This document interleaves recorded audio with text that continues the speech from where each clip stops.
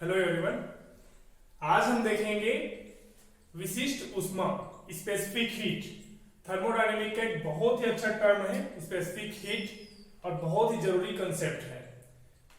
Thermodynamic को समझने के लिए ये चीजें जानना बहुत जरूरी है।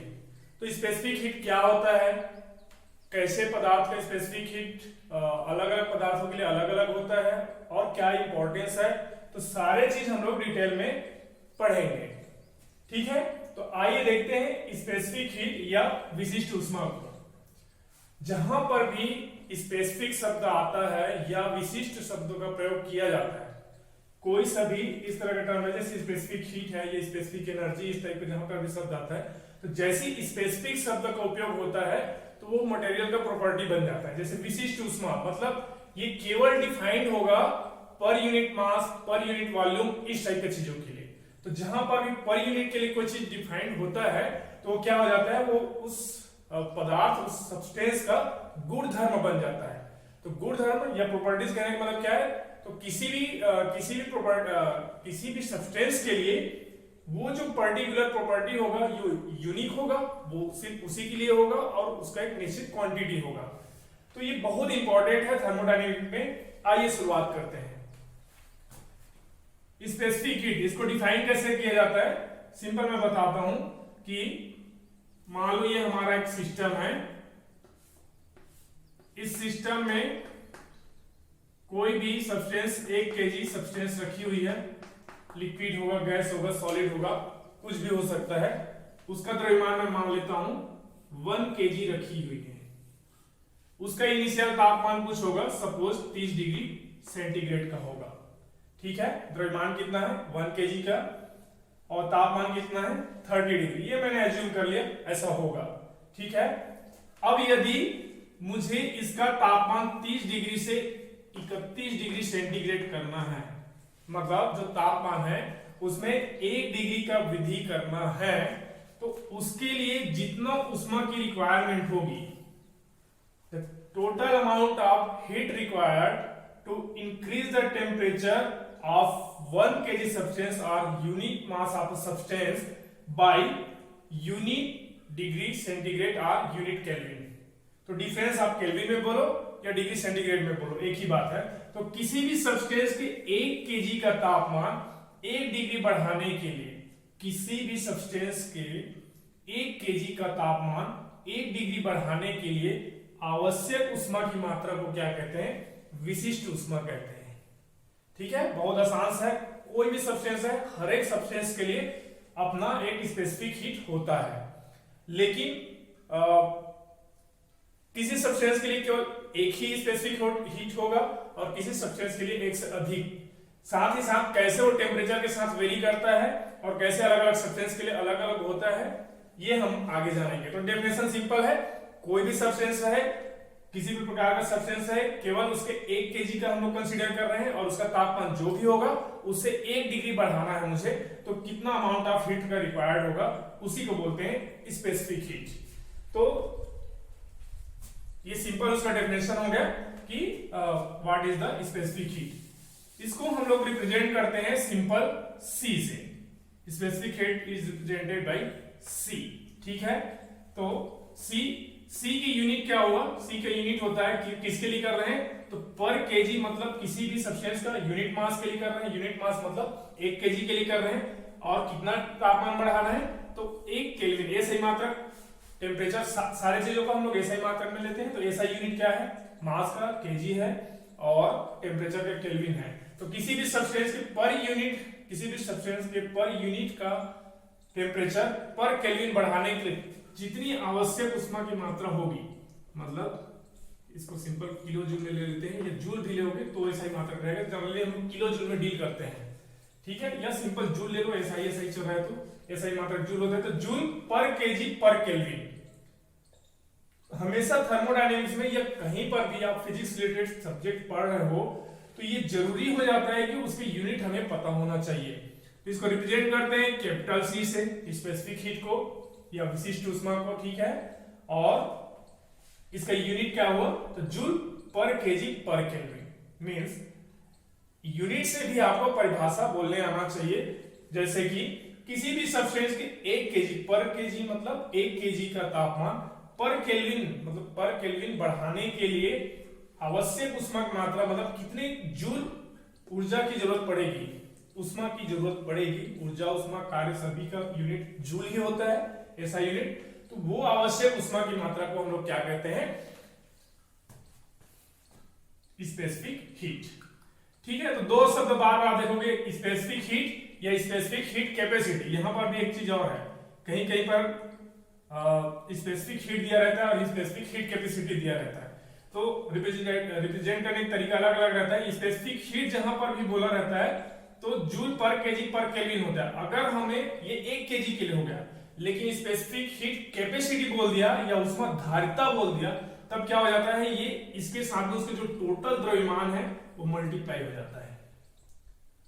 तो इसको बोलते हैं ऊष्मा धारिता। मतलब क्या, इसका यूनिट क्या आ जाएगा, सिंपल जूल पर केजी। समझ रहे हैं मैं क्या बोल रहा हूं, स्पेसिफिक हीट बस बोला तो जूल पर केजी पर केल्विन, और इसका जूल पर केल्विन मतलब उसमें धारिता मतलब वो पर्टिकुलर सब्सटेंस जैसे 1 केजी से अधिक का है या 1 केजी से कम का है, तब वो कितना ऊष्मा धारण कर सकता है, उसी को ऊष्मा धारिता कहते हैं। इसका बहुत सारा अनुप्रयोग है, एप्लीकेशन है, तो उसके आधार पर मैं इसको समझाने की कोशिश करता हूँ। ठीक है, तो यूनिट आप याद रखिए, यूनिट याद रखना बहुत जरूरी है आपको। जब भी थर्मोडायनेमिक्स में न्यूमेरिकल करना होगा तो ये यूनिट हमेशा आपको याद रखना चाहिए, और ये एसआई मात्रक में है। ठीक है, तो आइए हम कुछ सब्सटेंस का स्पेसिफिक हीट देखते हैं। कुछ सब्सटेंस का स्पेसिफिक हीट देखते हैं।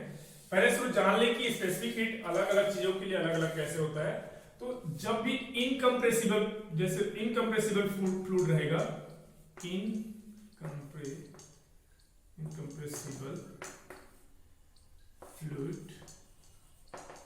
इनकम्प्रेसिबल फ्लूइड मतलब असंपीड्य जो तरल होता है। असंपीड्य तरल मतलब, असंपीड्य तरल में जैसे हम लोग ले लेते हैं वाटर, मिल्क,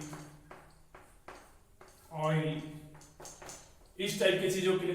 तो इनके लिए जो विशिष्ट ऊष्मा का जो मान होता है वो एक ही होता है। मतलब एक ही होता है कहने मतलब क्या, जैसे कि वाटर के लिए जो होता है विशिष्ट ऊष्मा का मान, सी का मान होता है लगभग 4.2 किलोजूल पर केजी पर केल्विन, किलोजूल पर केजी पर केल्विन।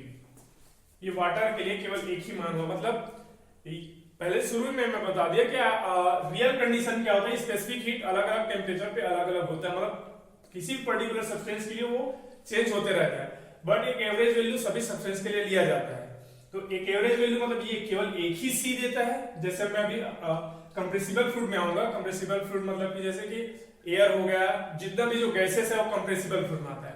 तो वहां पे हम लोग एक सी नहीं पढ़ेंगे, एक एक सब्सटेंस के लिए 2 सी पढ़ेंगे, एक सीपी और एक सीवी। तो उसको मैं बताऊंगा।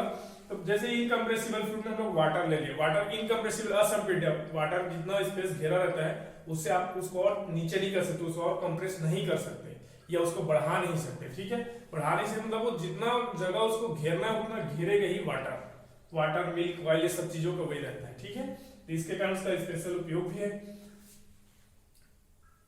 अब देखो ये 4.2 या 42, इसको 4200 जूल पर केजी पर केल्विन कितना हुआ, ये लगभग 4200 जूल पर केजी पर केल्विन। मतलब कहने का मतलब क्या है कि मेरे पास 1 लीटर वाटर है, 1 लीटर का अगर पानी है, एक एग्जांपल दे रहा हूं, ये वाटर है जिसका मास है 1 केजी, और मान के चलो इसका तापमान मैं ले लेता हूँ वही 30 डिग्री सेंटीग्रेड ले रहा हूँ।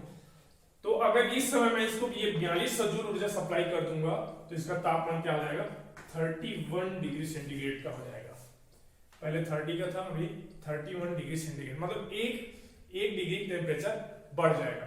तो ये काम करने के लिए मुझे कितना देना पड़ा, 4200 जूल वाटर के लिए। ये अमाउंट बाकी चीजों के जैसे हम लोग पढ़ेंगे, जैसे सॉलिड में आएंगे या फिर गैस जो कंप्रेसिबल फ्लूइड है उसमें आएंगे, तो काफी कम, जैसे पानी के लिए जितना हम लोग देख रहे हैं उतना नहीं होता, पानी का बहुत ज्यादा है। आपको एक एग्जांपल देता हूं, जैसे कि इसको याद रखिएगा, ये वाला वैल्यू पहले सूत्र याद रखिएगा सभी। पानी के लिए 4.2 किलोजूल पर केजी पर केल्विन का होता है सी का मान, स्पेसिफिक हीट, ये बहुत जरूरी है, न्यूमेरिकल में उपयोग होगा। इससे रिलेटेड कुछ अनुप्रयोग बताता हूं मैं, कुछ एप्लीकेशन रियल लाइफ में कैसे कहां पे इसका बहुत उपयोग है। तो सी का मान कितना आ गया, सी का मान कितना है फॉर द वाटर ले लेता हूँ, जैसे वाटर लिख दिया मैं, ये 4.2, ये सीधा लेता हूँ 4200, ऑलमोस्ट ये 4.182 होता है, लेकिन मैं इसको 4.2 ले लिया, राउंड ऑफ जूल पर केजी पर केल्विन, इतने जूल पर केजी पर केल्विन। अब देखिए, अब एक और मैं बताता हूं, फॉर दी सॉइल, जो मिट्टी होती है, अब मिट्टी का अलग अलग जगह पे अलग अलग होता है, लेकिन इसका ऑन एन एवरेज माना जाता है कि लगभग ये होता है 850 के आसपास, एक एवरेज ले लिया 850 किलो जूल पर केजी, मतलब 1 केजी का मिट्टी है, उसका तापमान जो भी होगा उससे 1 डिग्री एक्स्ट्रा बढ़ाना है, तो मुझे इतना जूल उष्मा का सप्लाई करना पड़ेगा। अब इससे देखो कैसा कैसा क्वेश्चन बनता है, आपको थर्मोडायनेमिक्स में डायरेक्टली न्यूमेरिकल में ये सब उपयोग होता है, ये उपयोग नहीं होगा, लेकिन मैं कुछ चीजें समझाता हूँ। आप एक क्वेश्चन बहुत बार फेस किए होंगे कि क्या कारण है कि जो कोस्टल एरिया होता है, समुद्र किनारे के जो शहर होता है, वहां का तापमान तेजी से बढ़ता या घटता नहीं है। जैसे दिल्ली का तापमान, दिल्ली कोस्टल एरिया नहीं है, उसका तापमान आप देखोगे एक 8 दिन पहले रहेगा 40-42 डिग्री टेम्परेचर पे, फिर सडन वो 37 डिग्री पे आ जाएगा या उससे भी कम चला जाएगा, तो एकदम फ्लक्चुएट होता रहता है। जो तापमान थ्रू आउट द ईयर है वो काफी रेगुलेट करता है। दिल्ली में हमेशा सुने होंगे गर्मी के दिनों में एक्सट्रीम गर्मी और ठंड के दिनों में एक्सट्रीम ठंडी, जबकि कभी भी मुंबई, चेन्नई, कोलकाता जो कोस्टल एरिया के जो सिटीज है वहां पे कभी नहीं सुने होंगे कि गर्मी बहुत ज्यादा बढ़ रहा है या ठंड में बहुत ज्यादा ठंडी है। मतलब थ्रू आउट द ईयर जो टेम्परेचर रहता है वो बहुत ज्यादा वेरी नहीं करता, एक निश्चित वैल्यू के आसपास कम, गर्मी के दिनों में गर्मी होगा, ठंड में ठंड होगा, स्वाभाविक सी बात है, लेकिन बहुत तेजी से कम ज्यादा नहीं होता। उसका कारण यही है क्योंकि समुद्र इलाका मतलब क्या, टोटल वो वाला एरिया घिरा हुआ रहता है, वाटर बॉडी है उधर का ज्यादा, मतलब ज्यादा एरिया समुद्र किनारे, मतलब कि जो टेम्परेचर का बढ़ना और घटना किसके द्वारा होगा, ये पानी के द्वारा हो रहा है, समुद्र के उसके आसपास, जिसका की स्पेसिफिक हीट काफी ज्यादा है एज कंपैरिजन टू इसका, जबकि दिल्ली एरिया में कोई ऐसा है नहीं, वाटर बॉडी है नहीं, तो यहाँ पे क्या रहेगा, यहाँ सॉइल मैटर करेगा। तो कहने का मतलब एग्जांपल दिया दिल्ली और चेन्नई इस तरह का, लेकिन आप सिंपल समझ सकते हो। ऐसा क्वेश्चन आता था कि लैंड एरिया में, जो सिंपल लैंड एरिया, जो कोस्टल एरिया और लैंड एरिया दो भागों में बांटो, तो लैंड एरिया में जो टेम्परेचर का वेरिएशन है तेजी से बढ़ता या घटता है, जबकि कोस्टल एरिया में तेजी से बढ़ता घटता नहीं है। तो उसका कारण यही है, specific heat of soil, specific heat देख सकते हैं आप, लगभग 5 गुना कम जाता है, मतलब इसका जो हीट कैपेसिटी होगा काफी ज्यादा होगा, इसलिए ये धीरे धीरे गर्म होता है और धीरे धीरे ठंडा होता है, जबकि इसका कम है इसलिए तेजी से गर्म होगा, तेजी से ठंडा होगा। यही इसका अहमियत है, स्पेसिफिक हीट कैपेसिटी, मतलब उसमें धारिता से जब हम लोग चर्चा करेंगे। तो एक और क्वेश्चन मैं आप लोगों को बताता हूँ, जब 11वीं में ऐसे फेस किए होंगे कि क्या कारण है कि जब किसान धान की बुआई करता है तो खेतों में पानी भर देता है। ठीक है, जब भी खरीफ फसल की बात होती है तो खरीफ फसल में तो काफी गर्मी रहता है, और आप सभी जानते हो कि अंकुरण के लिए कोई भी जो बीज रहेगा उसका अंकुरण के लिए उसको काफी हीट की जरूरत पड़ती है। अगर वो पर्याप्त हीट ना मिल पाए तो उसमें अंकुरण नहीं हो पाता। तो उस अब जैसे रबी की फसल लेनी होती है, तो रबी की फसल में जैसे धान की बुआई की है तो किसान क्या करता है, बीज का छिड़काव कर देता है खेतों में, और फिर पानी को कुछ दिनों के लिए भर देता है। तो वहां पे भी कारण यही रहता है, क्योंकि सॉइल का जो हीट कैपेसिटी है काफी कम होता है, मतलब दिन के समय में ठीक है जल्दी से गर्म हो जाएगा, लेकिन रात के समय में तेजी से ठंडा हो जाएगा। लेकिन अंकुरण के लिए क्या चाहिए, एक निश्चित तापमान चाहिए, और जो ज्यादा चाहिए, जो आने वाले जो ठंड के दिनों में तापमान रहता है उसमें अंकुरण नहीं हो पाएगा।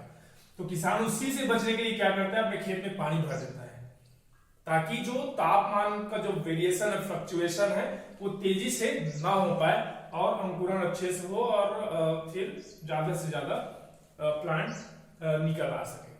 तो काफी चीज आपको देखने को मिलेगा, जो कि ये तो मैंने 2 का एग्जांपल दिया कि वाटर बॉडी और सॉइल बॉडी का, और इसमें कितना सारा एग्जांपल दे सकते हैं।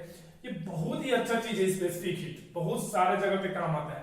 अब मैं कुछ मेटल्स का एग्जांपल देता हूं और उसका रियल लाइफ में चर्चा करता हूं। ठीक है, आपको सिर्फ याद रखना है ये वाटर का 4.2 किलो जूल पर केजी पर केल्विन के हिसाब से याद रखना है, सॉइल वगैरह का याद नहीं रखना है। अब जैसे मैं कुछ मेटल्स का लेता हूं, मेटल्स क्या है, मेटल भी एक तरह का इनकम्प्रेसिबल है, कहने का मतलब उसको जितना स्पेस चाहिए वो लेके रहेगा, तो उसका भी मतलब एज कंपैरिजन टू एयर या कोई सा भी गैस होता है वो बहुत ज्यादा कंप्रेसिबल होता है। तो इनको भी कुछ हद तक कंप्रेस कर सकते हो जो मेटल वगैरह है, लेकिन उसका पूरा कंप्रेसिबल में नहीं आएगा वो एक तरह से। तो यहाँ पे मैं कुछ चीजों का एग्जांपल देता हूँ, जैसे कि गोल्ड ले लो।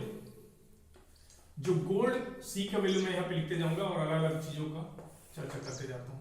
गोल्ड ले लो, गोल्ड का लगभग होता है 125, ये सब वही है किलो जूल पर केजी, सॉरी जूल पर केजी पर केल्विन। ये वैल्यू मैं ले रहा हूँ जूल पर, ये वैल्यू मैं ले रहा हूँ, यहाँ पे ले देता हूँ यूनिट, जूल पर केजी पर केल्विन, जूल पर केजी पर केल्विन में ले रहे हैं। गोल्ड का इतना है, जैसे सिल्वर का ले लो, सिल्वर Ag, इसका होता है लगभग 235। कॉपर का ले लो 387। फिर ले लो एल्यूमिनियम का होता है लगभग 900 के आसपास। जबकि गोल्ड आयरन Fe, आयरन का होता है लगभग 484, मतलब 500 के आसपास। अब देखिए इससे हम लोग कुछ कंक्लूजन निकाल सकते हैं, जैसे कि गोल्ड, देखो गोल्ड का जो specific heat capacity, specific heat है 125 है। स्पेसिफिक हीट कैपेसिटी बोल देंगे तो उसके मास से उसको मल्टीप्लाई करना रहता है, बहुत ज्यादा अंतर नहीं आता, मतलब जितना मास है उससे। अब आप सभी जानते हैं कि आभूषण बनाने के लिए गोल्ड और ये सिल्वर, इन दो चीजों का उपयोग होता है, बहुत ज्यादा इन दोनों चीजों का आप उपयोग देखे होंगे। तो ये बताना चाह रहा हूं मैं कि जो लोग भी जैसे गोल्ड का उपयोग करते हैं पहनने में, तो ठंड के दिनों में देखोगे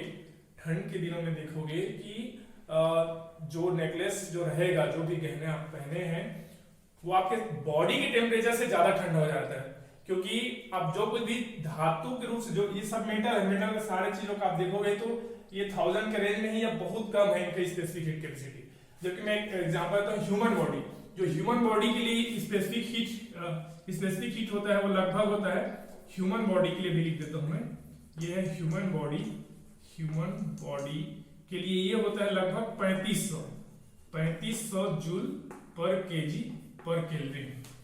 अब देखते हैं, अब मान के चलो आप गोल्ड का कोई आभूषण पहने, देखिए उसका कितना है, लगभग 125, और ये है लगभग 3500, ठीक है। तो लगभग ये कितना है, 12 के लगभग 30 गुना समझ लीजिए, मतलब इतना ज्यादा इसमें डिफरेंस है।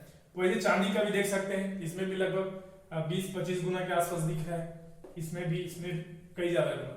बताना ये चाहता हूं कि आपके शरीर, जैसे कि देखिए मैं घड़ी पहना हूं, एक एग्जांपल लेते हैं, ये स्टेनलेस स्टील, मतलब ये आयरन का अलॉयज है, इसका जो स्पेसिफिक हीट कैपेसिटी होगा 500 के आसपास होगा। जबकि मेरी बॉडी का स्पेसिफिक हीट कितना है, 3500, तो 7 लगभग 7 गुना कम है ज्यादा।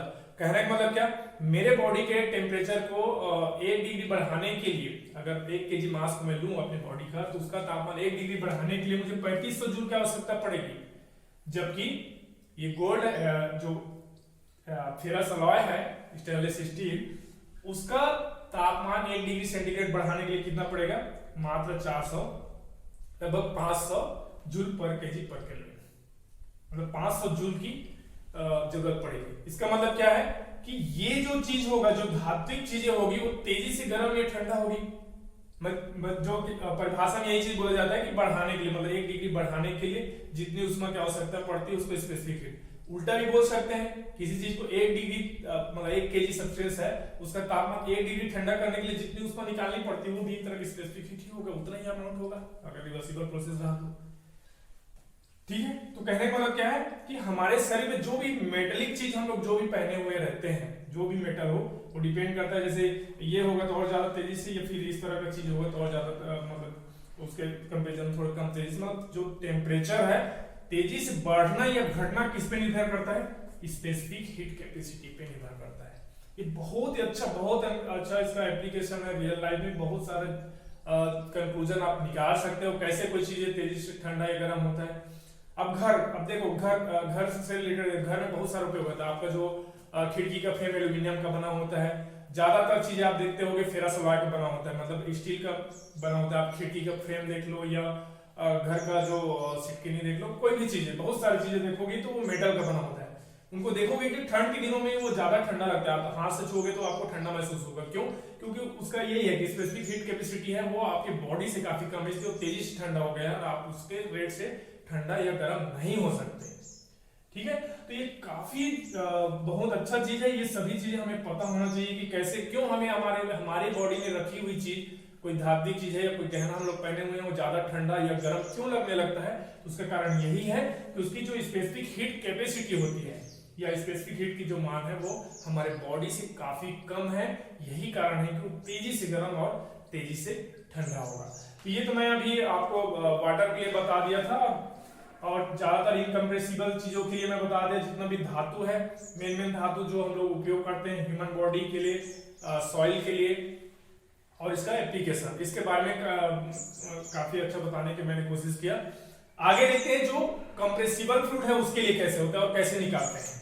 जो मेन हमारा थर्मोडायनेमिक्स में हम लोग जो डील करेंगे वो कंप्रेसिबल के लिए। ये चीजें हमारे सिलेबस में नहीं है लेकिन जानना चाहिए क्योंकि ये काफी काम का चीज है।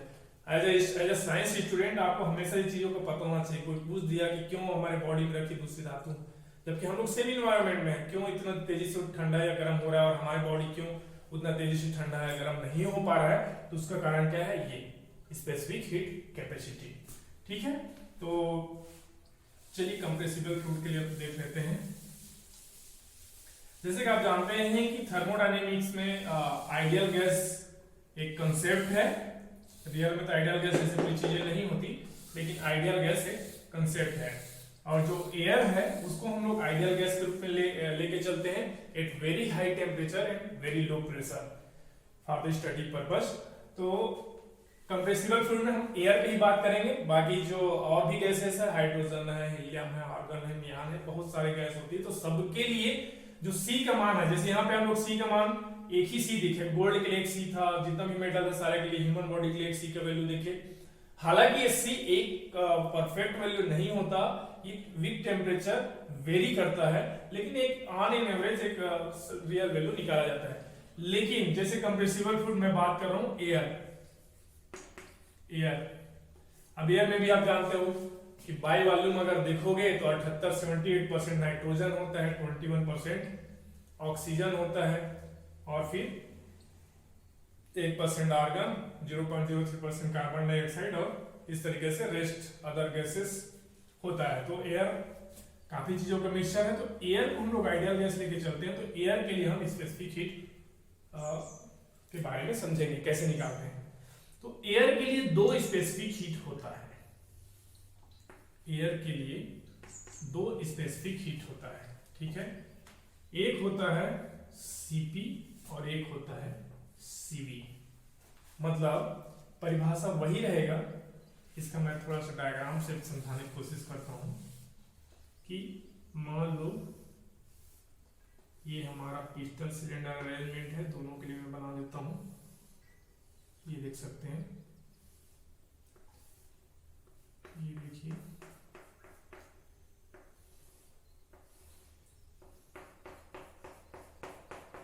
दोनों में एक एक केजी एयर भरी हुई है। इसमें भी 1 केजी एयर है, इसमें भी 1 केजी एयर है, 1 केजी एयर है। इन दोनों सिस्टम में 1 केजी एयर भरी हुई है। Mass of the substance is 1 KG. अब यहाँ पे पहले शुरू में दोनों का सेम कंडीशन दिखाया हूँ कि स्लीप एक वेटलेस पिस्टन ऊपर रखी हुई है, एक वेटलेस पिस्टन, यहाँ पे गैस है, गैस अंदर भरी हुई है, और ये हमारा सिस्टम है, और सिस्टम के लिए फ्लूइड है जिसको कि वर्किंग फ्लूइड कहते हैं हमारी थर्मोडायनेमिक्स के भाषा में। ठीक है, आइए यहाँ पे देखते हैं। ये इसको मुझे बनाना है कांस्टेंट प्रेशर प्रोसेस। मतलब जब मैं इसको उष्मा का सप्लाई करूं तो ये इसमें जो भी प्रोसेस हो वो उसमें दाब में परिवर्तन नहीं आना चाहिए। तो उसके लिए क्या करता हूँ, यहाँ पे एक फिक्स मास रख देता हूँ। मान के चलो 10 केजी का एक फिक्स मास रख दिया। अब आप सभी जानते हैं एक फिक्स मास रख दिया मतलब क्या है। अब ये पहले से आप लोगों को पता होगा कि जो प्रेशर क्या होता है, बल बटा क्षेत्रफल। यहाँ पे बल क्या है, ये लोड ही है, लोड W, या इसके जगह मैं सीधा लिख सकता हूँ mg बाई a। ये मतलब क्या है, जो एरिया, जो गैस पे जितना ये लोड मिलके जो गैस पे एरिया पे लग रहा है, अल्टीमेटली ये पिस्टन का एरिया, तो वो भी फिक्स है। g क्या है, गुरुत्वीकरण, तो वो भी फिक्स है, और m क्या है उसको मैंने फिक्स कर रखा है, दैट इज 10 kg। तो कहने मतलब क्या, p क्या हो गया, ये फिक्स हो गया, p क्या हो गया, फिक्स हो गया। मतलब इसमें जो भी प्रोसेस होगा, जो अभी देखो, अभी सिंपल कंडीशन में लोग क्या लेते हैं, इक्विलिब्रियम कंडीशन। कैसे इक्विलिब्रियम कंडीशन कहने मतलब क्या है, अभी एयर उतना ही फोर्स ऊपर लगा रहा होगा, एयर पिस्टन उतना ही फोर्स ऊपर लगा रहा होगा जितना कि पिस्टन द्वारा एयर पे नीचे लगाया जा रहा होगा। उसको बोलते हैं equilibrium condition, mechanically equilibrium condition. ठीक है, लेकिन जैसे ही आप इसमें हीट सप्लाई करना शुरू करें तो क्या होगा, जो एयर है, एयर के मॉलिक्यूल्स का काइनेटिक एनर्जी बढ़ेगा, जिससे वो एक्सपांड होने की कोशिश करेगा। एक्सपांड होगा तो क्या होगा, जो इक्विलिब्रियम में फोर्स है उसमें नीचे का जो फोर्स है, जो गैस द्वारा पिस्टन पे लगाया जाने वाला फोर्स है, ऊपर को धकेलना शुरू कर देगा, क्योंकि वो लोड जो लग रहा है वो तो कांस्टेंट है, लोड बढ़ नहीं रहा है, लेकिन अंदर का प्रेशर बढ़ना शुरू हो जाएगा। प्रेशर बढ़ना मतलब बल लगना ज्यादा शुरू हो जाएगा, नीचे से ऊपर की रिएक्शन बल लग रहा था वो ज्यादा लगना शुरू हो जाएगा, जिसके कारण क्या होगा, वो ऊपर मूव करना शुरू हो जाएगा। और इसमें जो क्या प्रेशर चेंज नहीं हो रहा है, क्योंकि लोड तो मैंने बढ़ाया नहीं या कम नहीं किया, तो प्रेशर चेंज नहीं होगा, लेकिन पिस्टन ऊपर की ओर मूव करना शुरू कर देगा। पहला केस है ये। और सीपी क्या है मैं आगे एक्सप्लेन करता हूँ। सेकेंड केस यहाँ पे लिए हम सीवी के लिए, तो यहाँ पे एक कांस्टेंट वॉल्यूम प्रोसेस बोलते हैं। कांस्टेंट प्रेशर के लिए ये सारे अरेंजमेंट किया। अब कांस्टेंट वॉल्यूम के लिए क्या कर सकते हैं, तो कांस्टेंट वॉल्यूम के लिए सिंपल क्या करते हैं, यहाँ पे एक स्टॉपर लगा देते हैं। क्यों, क्योंकि ये वेटलेस पिस्टन है, अगर गैस एक्सपांड करे तो ये ऊपर मूव ना हो पाए। ठीक है, ये स्टॉपर लगा दिया। अब मान के चलो सेम टू सेम मैं इस सिस्टम को भी अगर हीट सप्लाई करता हूं, अगर उसमें देता हूं, इस सिस्टम को गर्म करना शुरू करता हूं, तो क्या होगा, यहाँ पर भी गैस का जो मॉलिक्यूल्स में काइनेटिक एनर्जी बढ़ जाएगी। काइनेटिक एनर्जी बढ़ने से क्या होगा, ये ऊपर मूव होने की कोशिश करेगा, बट यहाँ पे स्टॉपर लगी हुई है, इस स्टॉपर के कारण ये आगे मूव नहीं कर पाएगा।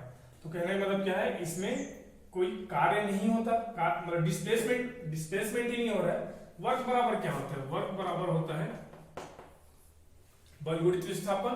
ठीक है, फोर्स इनटू डिस्प्लेसमेंट। तो डिस्प्लेसमेंट ही नहीं हो रहा है, मतलब वर्क डन जीरो, इसमें वर्क नहीं होगा। जबकि इसमें देखो, जैसे ही हीट सप्लाई करना शुरू करोगे, एक्सपांड हो गया, धीरे धीरे पिस्टन ऊपर मूव करना शुरू कर देगा, और इसमें डिस्प्लेसमेंट हो रहा है, मतलब इसमें वर्क डन भी होगा, जबकि इसमें वर्क डन नहीं हो रहा है। अब आते हैं सीपी और सीवी को डिफाइन करने। सबसे पहले कहीं पर भी स्पेसिफिक हीट वाला है तो this is applied for only unit mass के लिए, मतलब पर केजी। जैसे यहाँ पे मैंने एयर ले रखा, तो 1 केजी एयर के लिए डिफाइन करेंगे हम लोग। तो मैं पहले बता दिया कि सिस्टम में 1 केजी एयर भरी हुई है। अब इसका तापमान जो भी होगा, इनिशियल तापमान मैं दोनों के लिए एक एग्जांपल दे देता हूँ, फिर वही वाला कि मान के चलो 30 डिग्री सेंटीग्रेड पे भरी हुई है, या चलो ठीक है ये एग्जांपल ले लेते हैं, 30 डिग्री सेंटीग्रेड पे भरी हुई है। इसका जो गैस का तापमान इतना है और मास ये है। ठीक है, अब इस तापमान को 31 करना है, ये 2 प्रोसेस है मेरे पास।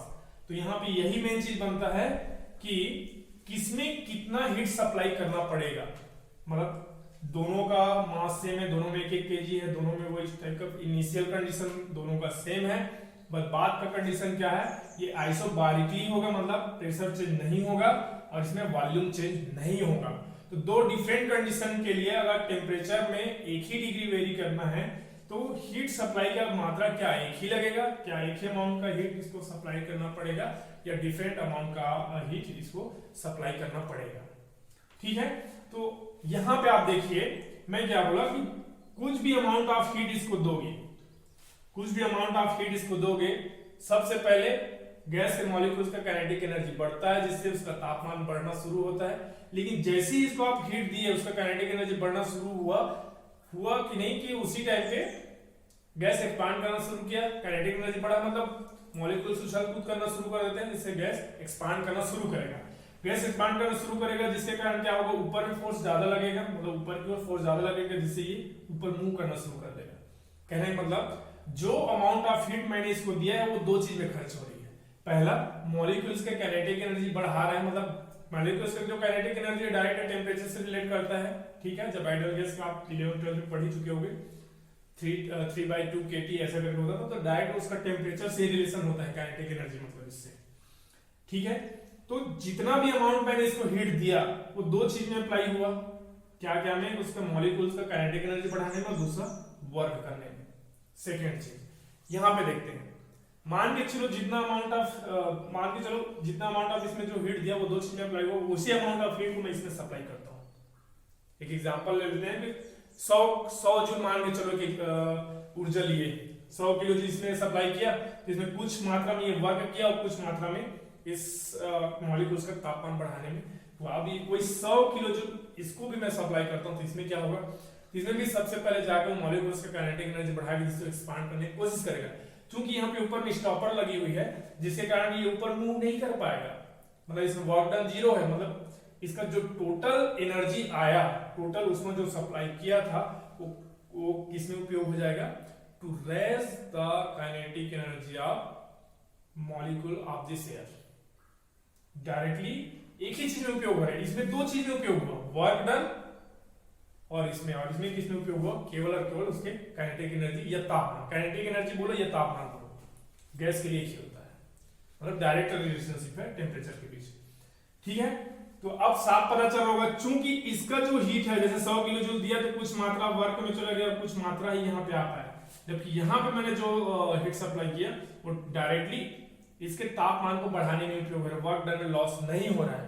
तो क्या होगा कि Cp का मान हमेशा बड़ा होगा Cv से, Cp is always greater than Cv for any compressible fluid, hydrogen gas लो या हम लोग किसी भी टाइप का आप गैस ले सकते हो, मॉलिक्यूलर और तो उसमें भी गैस में जाओगे तो बहुत सारे मिलेगा, मोनोएटॉमिक, डायटॉमिक, पॉलीटॉमिक, इस तरह से, तो वो सब आगे और भी बहुत सारी प्रॉपर्टी आती जाती है, लेकिन ये रहेगा कि Cp हमेशा बड़ा होगा Cv से। उसका कारण यही रहेगा क्योंकि Cp में वर्क डन भी हो रहा है, जितना आप हीट सप्लाई कर रहे हो वो उसका तापमान बढ़ाने में पूरा उपयोग नहीं हो पा रहा है, कुछ का उपयोग कार्य करने में हो जा रहा है, जबकि इसमें जो भी अमाउंट आप हीट सप्लाई कर रहे हो डायरेक्टली उसके तापमान को ही आके बढ़ाएगा। ठीक है, तो फॉर